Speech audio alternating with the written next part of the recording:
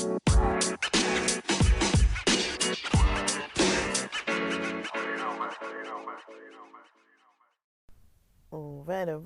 Welcome back to the podcast party, people. I'm hungry, so I probably won't make this take too long, but I'm recording this series about common religious themes based on an outline that I posted the outline and discussed in a previous episode. So if you want those details, you can listen to that or find that outline in the show notes there. And this episode we're going to talk about philosophies. That's the category, that's the name of the category that I chose.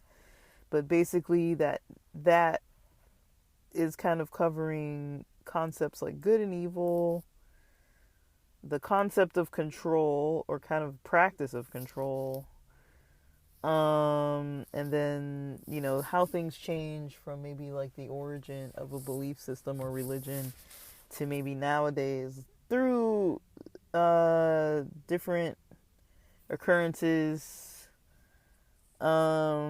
I do want to talk a bit about prophets, like not money prophets, but like prophets like prophetic people like Jesus, Joseph Smith, Moses, those kind of people. Humans that had some other thing going on where they were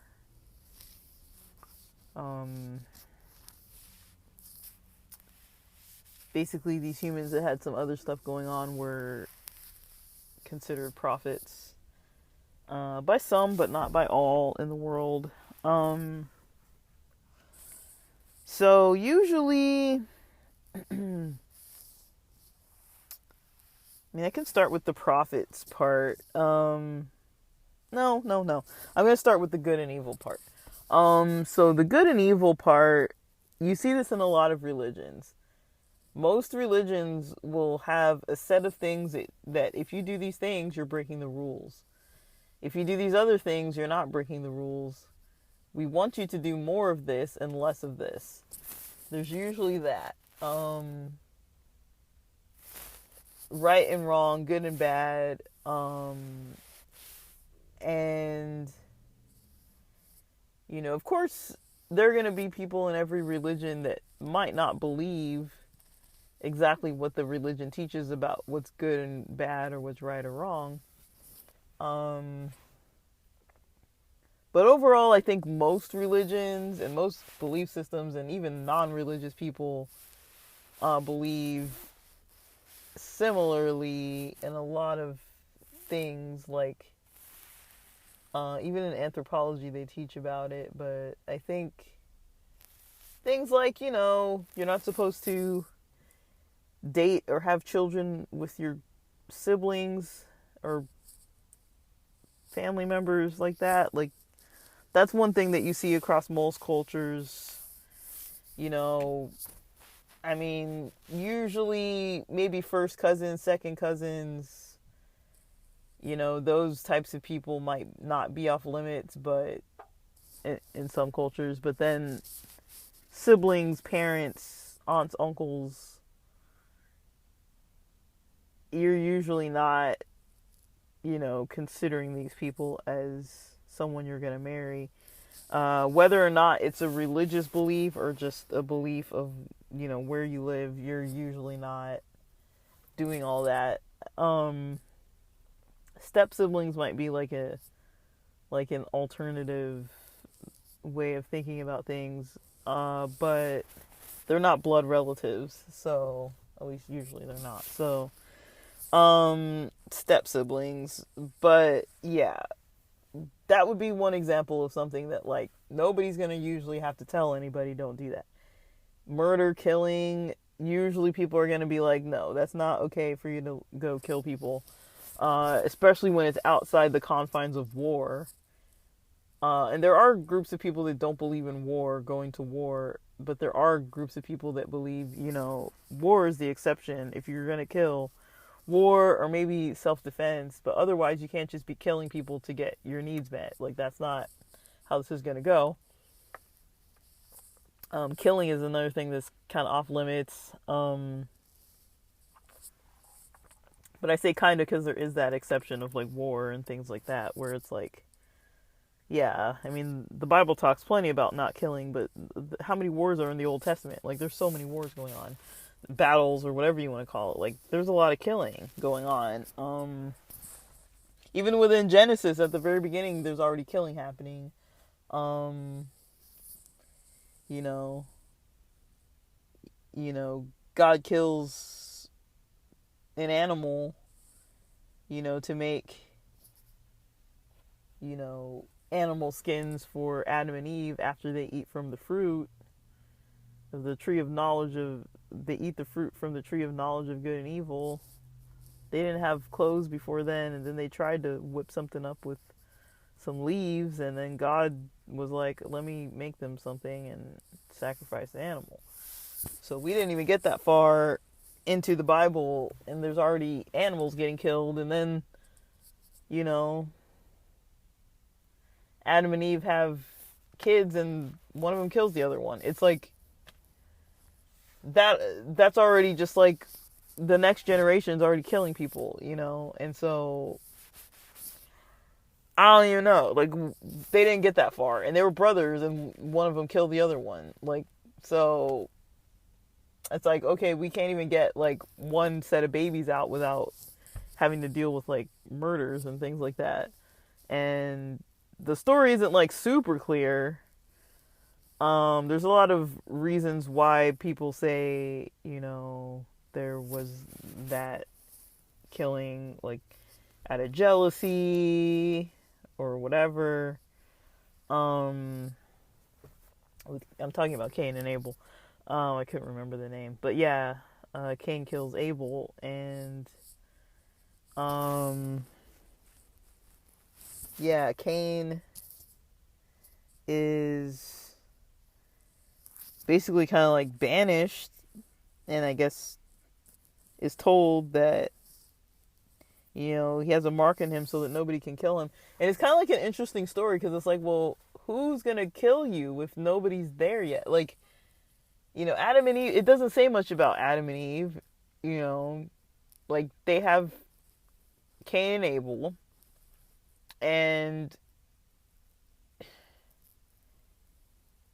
Cain kills Abel, but apparently Cain's worried that other people are going to kill him.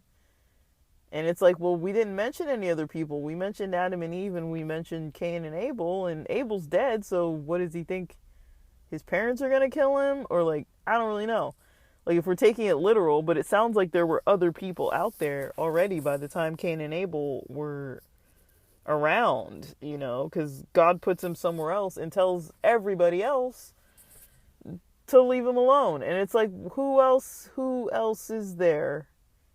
Like, what's going on? And so, I don't know. I don't want to get into a whole thing about it, but it's like, this is how I am. I already get confused at the very beginning. It's like, there's already stuff that we need more explanation here. Like, I feel like we're missing some pages. Like, what's going on? But yeah, like, trying to stay a little bit more on topic. There is this concept of good and evil. And there are definitely a lot of things that we're taught to not do. And then there's stuff that, there's a whole lot of stuff that's controversial, that is cultural and taboo, and people will say it's wrong, and they'll put a reasoning behind why it's wrong. But not every culture feels the same.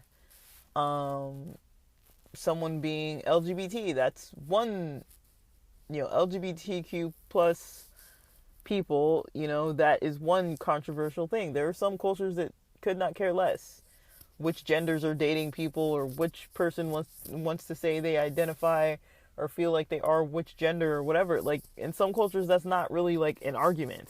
Like, nobody cares. It's like, okay, like, you're whatever. Like, it's not really like a big deal. Nobody's sitting around having like in-depth, lengthy conversations about these things because it's not really a taboo. It's not a problem. And other people, like, you can't even be in the same building with them, because they'll flip out. You're not even supposed to be in here. You're not supposed to associate. And if you are socializing, you're, you know, not supposed to do it that way. It's like, some groups don't even think that you should socialize with people outside of your own religion, out of your own group of people. There are a lot of groups that are pretty much like, we don't even want you talking to other people. Like, you need to only stay with your own kind.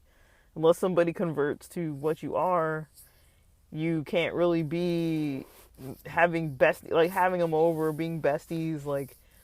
And even if you can be friends with them, you're still not supposed to adhere to what their culture does. You're still supposed to stick to your own culture. Like, for example, the Amish, there are even Amish people who have gone to public schools, and I don't think there's a rule that says they can't be friends with one another. Like, they had the same classes and stuff.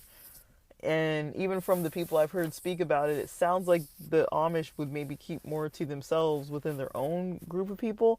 But I'm pretty sure there might be people out there who would be like, there wouldn't be anything wrong maybe with your public school friend coming over to your Amish house, as long as they follow all the rules. They could maybe hang out with you on the farm or in your parents' shop or whatever you're doing. Like, I'm pretty sure there would be Amish families that would be open to that. But as far as your own kid going over to some other kid's house from like a public school, or even any other religion or any other group of people that's not Amish,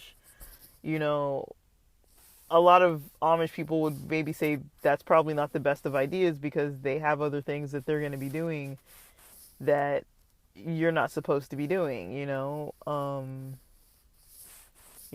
TV, going on the internet, all that kind of stuff. But would they say, oh, can you go hiking together? Are you allowed to go hike? Are you allowed to go fish? Are you allowed to go swim? Like, if it's all out in nature or whatever, and you were able to do it with people from your own Amish group, like, would you be allowed to go and partake of these activities with a friend from public school if you weren't, involved with technology and things like that? Like, would that be okay? So there's always like these rules, right? There's always these rules that somebody's like, don't do this, don't do that. And that's kind of where the control comes in. The control comes in when there's different people saying all these kinds of different things. We're trying to control. Everybody's trying to control, everybody's not everybody's trying to control, but everybody's kind of like, I think there's like a participation on the side of the congregation or the believer to adhere to what somebody else said they should do. Follow it. With the goal of remaining part of a community. I think that's ultimately where religion gets people, is because there's a community, and humans have such a natural need and desire for survival reasons to be part of community. Whether that's religious or not, you want to be a part of something, some group of people. And so I think a lot of religions out there use that part of human nature. Now, there are people who don't like to be around people. But yeah, a lot of these religious groups and leaders, use that human desire of people wanting to be a part of a community, and they start saying, okay, these are the traditions you have to follow. Otherwise, it might be hard to be part of that community because people are going to complain at you. They're going to complain about you. Like, you can't just do whatever you want. You have to follow at least some of the rules, or at least be respectful of them. You can't just do what you want to do when you want to do it, right? Like, most of us know that the majority of, say I'm living in California, right? Weed's legal. I can legally smoke pot, you know. Say there's no kids around and I want to go into church and I decide to get there early. I would know, maybe don't be openly drinking alcohol in the parking lot or right outside the door. Don't be openly smoking, even though you can. It might be, I mean, the church I grew up in, like, cigarettes weren't really something that they would promote, but I would say you could probably get away with smoking a cigarette, more than you could get away with, drinking a beer or, um,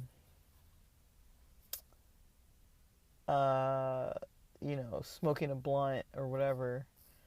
Um, Smoking a bowl, whatever you choose to do. Um, those things might not be considered like a normal thing to do. Say you go in a movie theater, right? I don't know about you, but I've gone to movies before where I have um,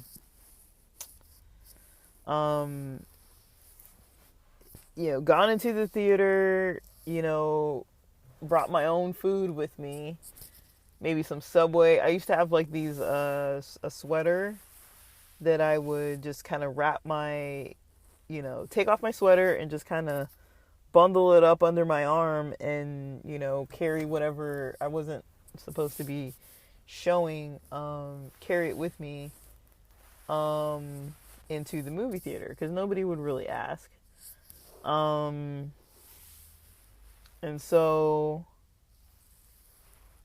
I would, put a sub sandwich in there, kind of fold it up, fold my jacket over it, kind of roll it up, so it just looks like I've bundled up my jacket and I'm carrying it. I mean, they probably knew there was a sandwich in there, but they're not gonna make you go. Like, if they see you just openly carrying Subway or a bag or like some beverage or something. But say if I was in a movie theater, and this isn't a theater that sells drinks, but say I'm not in a child's movie and I'm there on like a Saturday night, a Friday night, something like that, and I decide I want to bring my own can of something.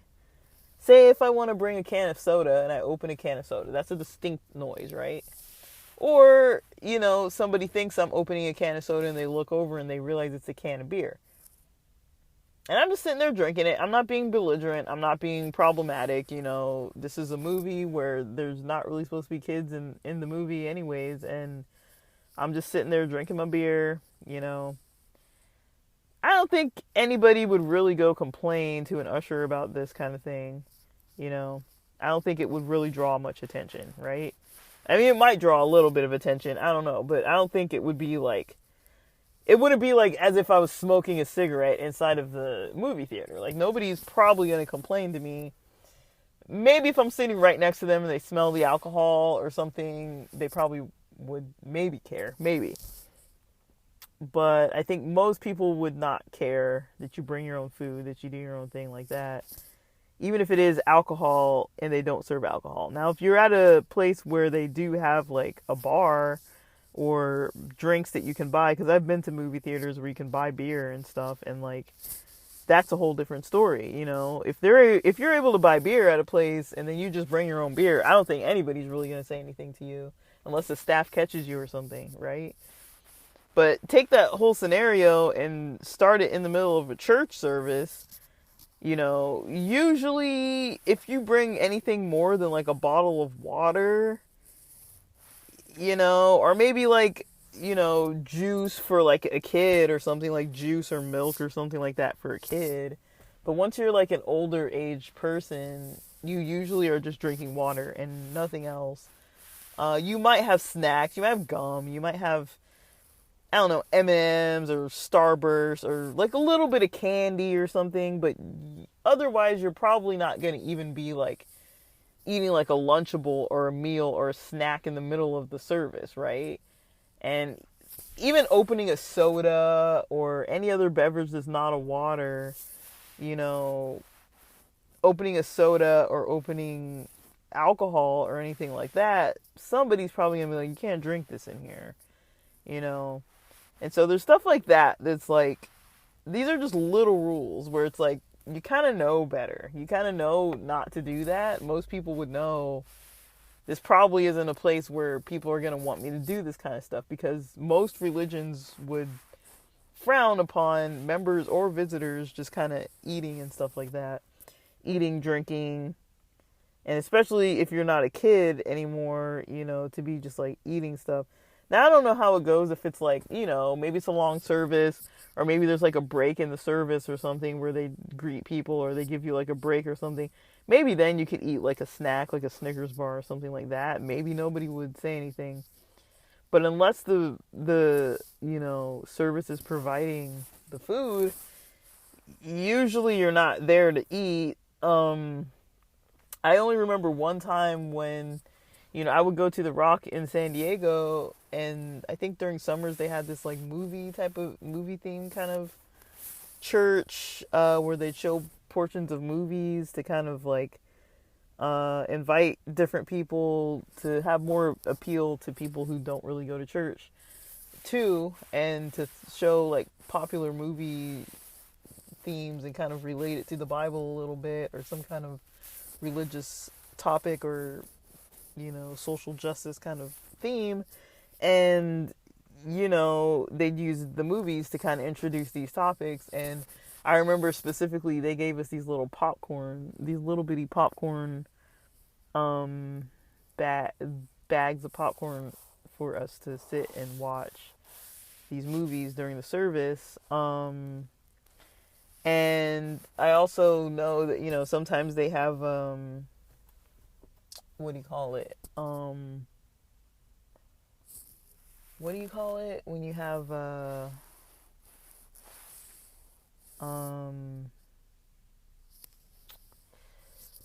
don't know what it's called. When you have, like, oh yeah, like communion, you know, and you have the, like the wafer or the bread and the wine or the grape juice or whatever combination.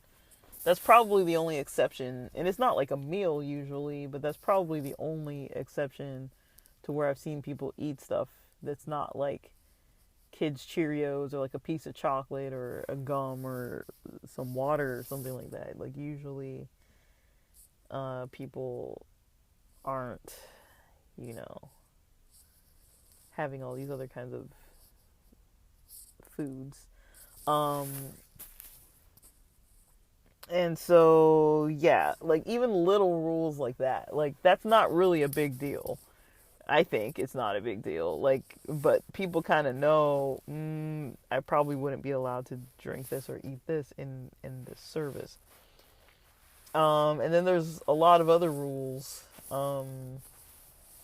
that are like even more in depth, you know, like that, you know, people don't really have in common, you know, where it's like everything from who you can marry to who you can talk to all that kind of stuff. Like somebody's going to tell you that it's right or wrong, but there's always the buy-in, right? It's like those of us who have been a part of a religion or spiritual group of people practicing something, we kind of know how to fall in line, you know. Otherwise, eventually, if you rock the boat too much, eventually it's going to become so uncomfortable. You know, though people will usually make it so uncomfortable that, you know, the person who thinks differently or acts differently and isn't following these rules is going to want to leave. So what people usually learn to do is hide the stuff that they're doing that's not according to the traditions or the teachings of the religion. They'll just go do it, but they hide it, right? Or they'll develop a sense of guilt and shame, and that's usually if they don't believe that they should be doing it, but they're struggling to not do it.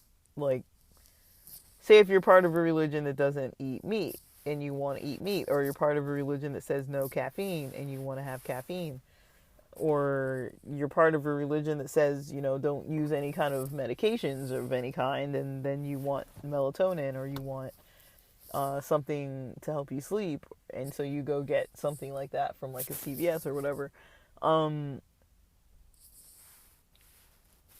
a lot of times people will just break the rules because they're like, well, I'm going to do what I need to do for myself, whether that's entertainment wise, fun wise, health wise, comfort wise.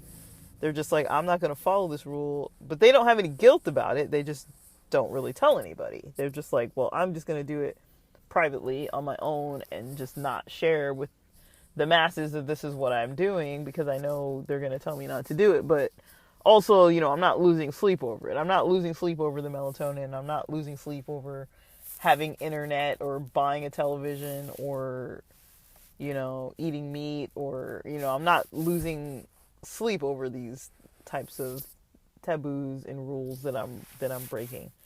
And then there's the other types of stuff that, maybe people, and this could be any person can think any of these ways. Like, everyone kind of has their own maybe relationship and connection with certain types of rules.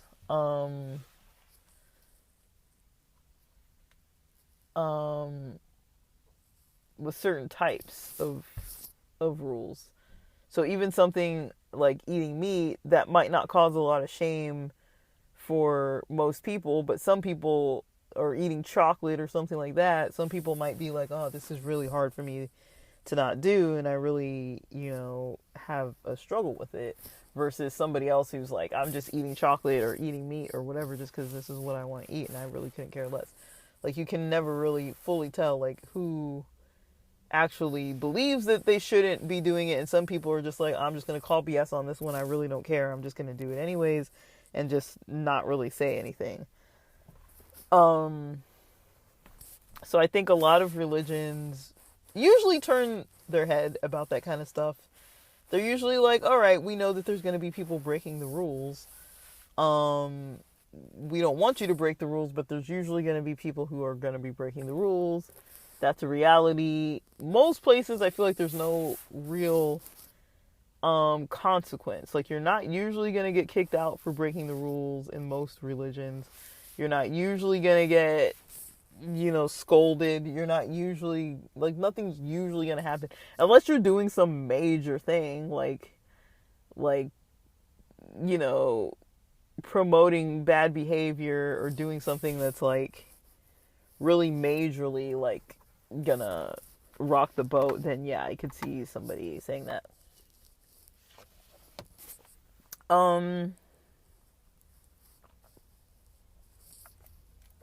But yeah, you're not usually going to have too much of an issue, in all honesty, with that kind of stuff.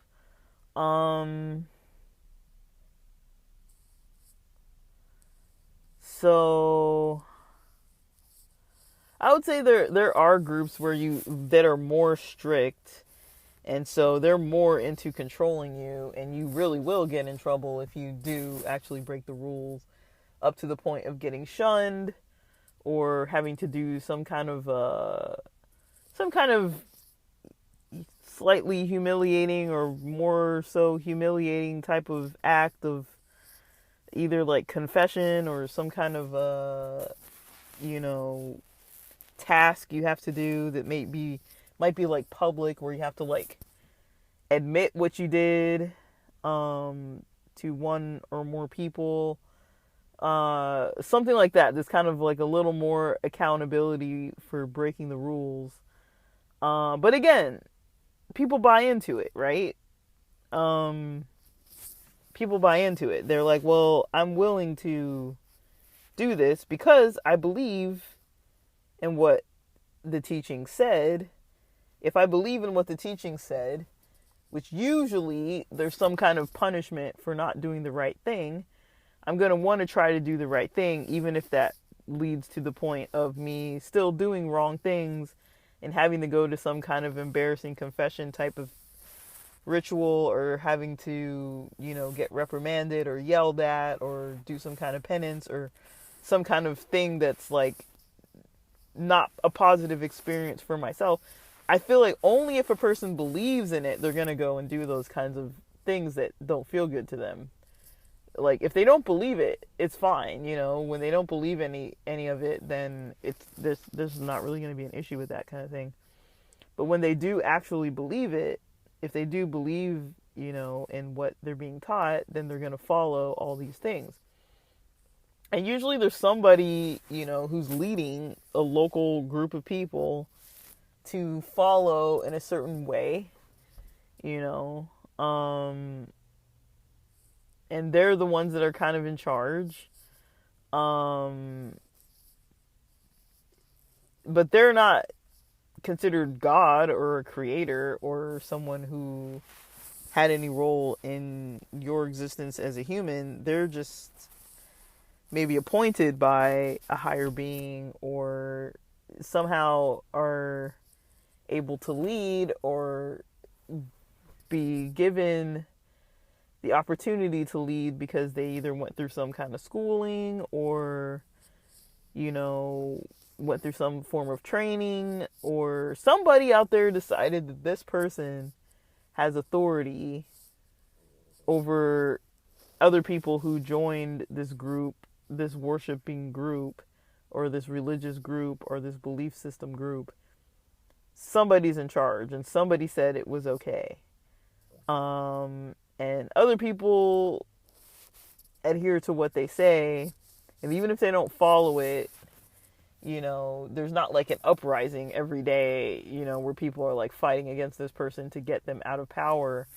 Like, there's always somebody who's allowed to stay in power, regardless of how they might be. If they're kind, if they're helpful, or if they're just, making everybody lose their minds, and, people will still let those kind of people stay in power,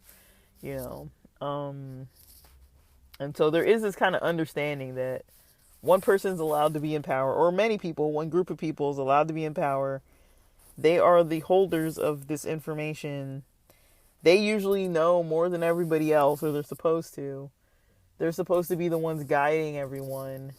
They can kind of change the rules or focus more on stuff than others. And that's kind of where you get into the human flaw of things, that you have, people in leadership positions that have their own sense of shame or their own sense of taboos. And that's where they start leading their specific congregation or group of people that is local to them to kind of focus more on the stuff that they want to focus on. You have that a lot, where there's like maybe one main religion, but then like one group kind of focuses more on certain stuff than others. Like in Christianity, like definitely people focus on, trying to bring other people into the religion, and, trying to, just pray and worship and, follow what the Bible teaches and stuff like that. But then you have groups like the one that I was a part of, that, there'd still be, groups of people arguing about the style of the drumming in the church, or can we even clap, or, can women be ordained, and all these other topics that are like, other churches aren't necessarily focusing on these same exact topics, but this specific style of church is focused on it. They are focused on these types of topics. But not every church talks about the drums. Not every church talks about the meat. Not every church cares about all these kinds of things. Like, so you will find like specific groups of people who care more about certain stuff and less about other stuff. I'm not just talking churches. I'm talking, pretty much all religions. There's going to be different denominations, or different, stricter believing people, and people who are more lenient with it. You're usually going to have all of these types of things going on at the same time. And that's why I kind of say, there is some form of control. But it's also control that, for the most part, unless it's like some kind of group that has you like kind of almost captured, like some Scientologists live in a building and they don't really make a lot of money and they're living kind of dorm style, and there's people who can inform on them, and they don't really have privacy and safety and flexibility to kind of do whatever they want to do. Like, they kind of have to follow the rules. And if they get kicked out or want to leave, they can't easily leave because, they don't have, maybe enough money to move, or, that kind of thing. Or like with the Amish, some people don't have social security cards, so leaving isn't the easiest of things. Because how are you going to leave if you can't get a house, or you can't get a car, or you can't get a job? If you have no verifiable information of who you are, I mean, unless somebody takes you in, you're completely undocumented. And we all know how this country works with undocumented people, it doesn't help. I mean, yes, there are ways around things. You can get all the paperwork and stuff, but it's like, well, if you don't have a birth certificate and you don't have a social, and you don't have a driver's license, you don't have an ID, you don't vote, how are you going to run away? Like, you can't even get a job easily to support yourself. Like, unless you already have a connection, or you have to have some of it. Like, you have to have like a social, birth certificate, that kind of stuff. You have to have some of it. You can't just have nothing. So I don't really know. Like, yeah, but there's definitely aspects of control. But the thing that I think when we speak about control, one thing that's so easy to forget is that while there is control, most of the time people aren't being held hostage. And so the reason why they stay is because of the community. They are willing to put up with controlling leaders, people that we don't even believe should be leaders sometimes.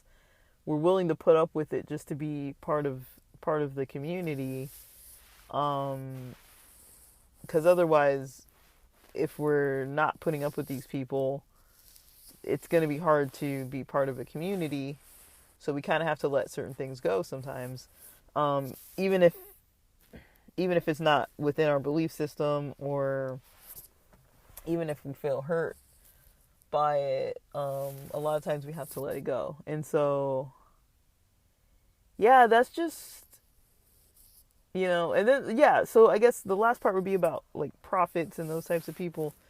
Like, a lot of times you see people, you see people come up later on in,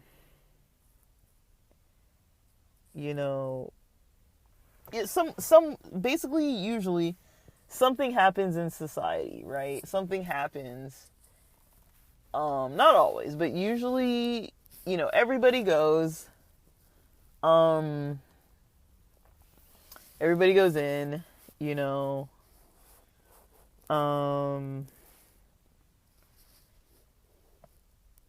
and then something ends up happening. Like, so a lot of times, if it doesn't happen from the very beginning, from creation story to the beginning of like a tribe of people who kind of like know and are raised with certain stories and are just kind of born into it, and that just kind of stays the way that it stays, a lot of times there are like prophets that come out of different generations of people, and they're there for a time, and they have something to say about how things have been going and what's been going on. And that's how offshoots happen of different religions or different cultures of belief. One person is seen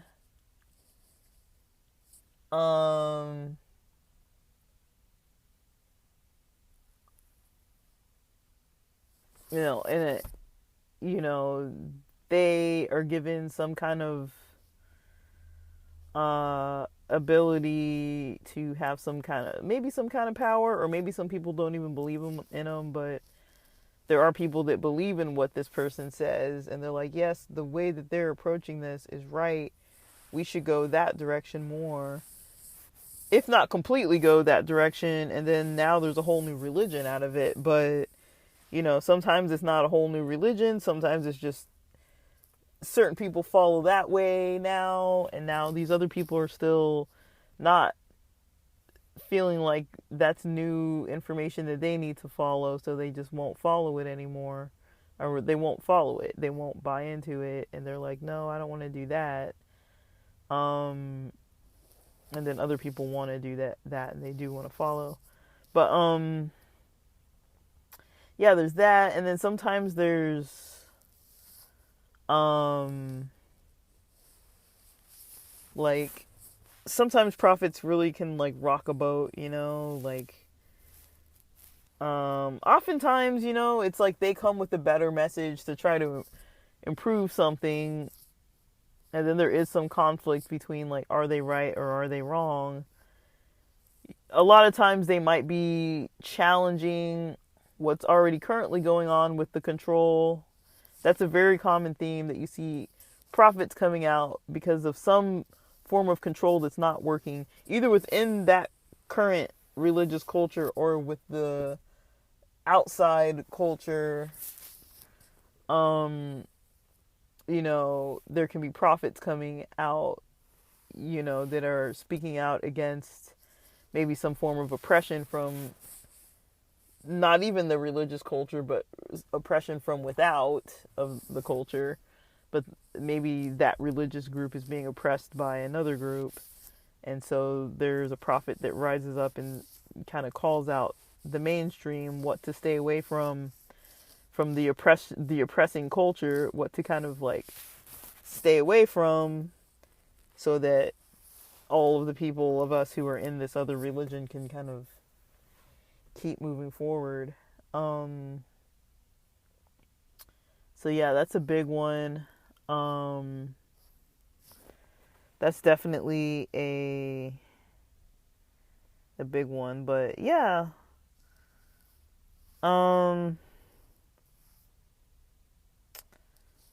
yeah, when it comes to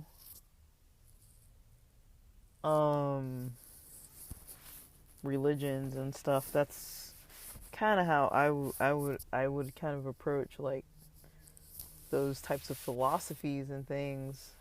Usually those are the areas where people start talking about all this stuff, the good and evil, the good and bad, the right, the wrong, the who's in power and helping us do right, or who's in power and, making sure that we do the right things. Usually people aren't just left to themselves to like, okay, this is the belief now, you go believe it by yourself and go over there and be alone and go practice and follow by yourself. Like, usually people want to do it with other people.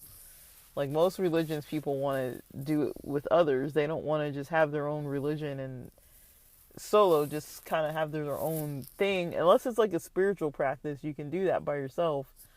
But I don't know if you can really have a religion by yourself. Like, you kind of need a community to have a religion, I think. But yeah, you can have spiritual practices solo. You don't have to be like with people for that. But I don't think I have more to say on this at the moment. And like I mentioned, I'm kind of hungry. I want to go get my food and eat dinner and unwind for my night.